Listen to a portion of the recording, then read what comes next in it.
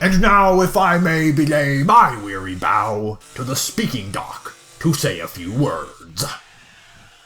Dooey had lived an amazing life, even though it seems he ran aground early. Dooey was a dear friend. He was the type of friend that would not poke fun at your hole when you were in dry dock. He once saved my life. We were both young cockleshells then, and our shipping lanes rarely crossed.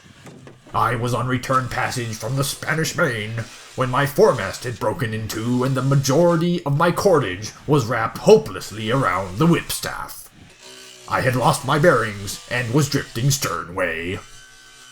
By the miracle of chance, Dooey had not been able to secure a contract of affreightment in some time. His coffer was empty. Dooey could no longer afford his groundage and was in default. To avoid being keel-hauled by Her Majesty's Royal Navy, he decided to weigh anchor. A fortnight into his voyage, through the spyglass, Dooey caught glimpse of my distress flag.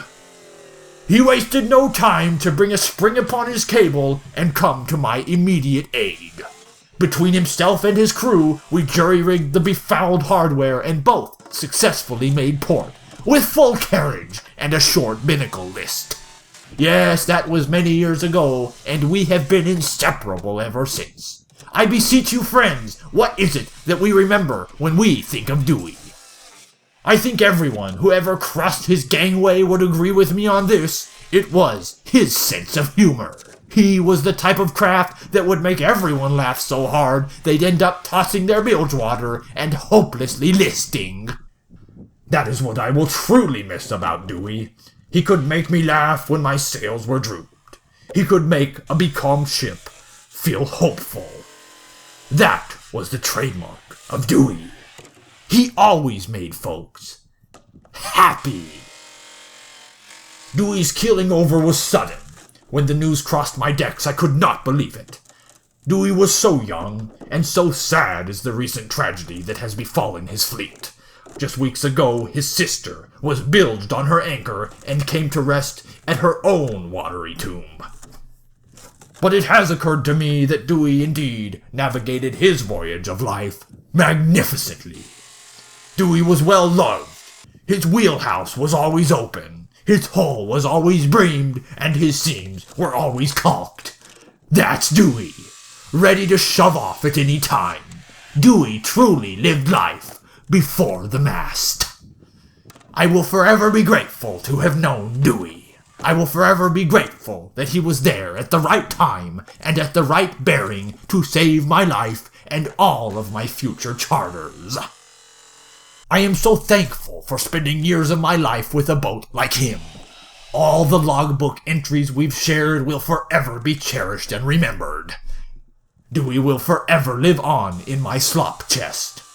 We will all forever have a special place in our holds for Dooey. Dooey is in Davy Jones' locker now, and we are here at his floating funeral.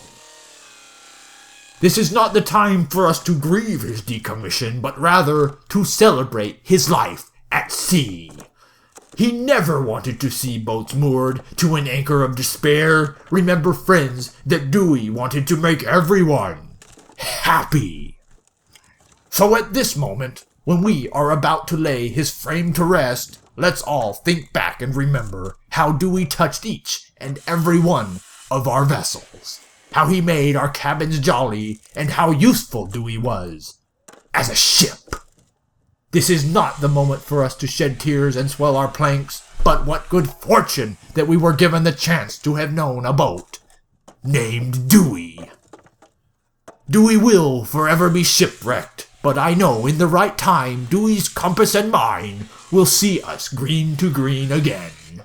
We will all find permanent safe harbor together, friends. Again. Oh, bar pilot in the sky, show Dooey safe passage.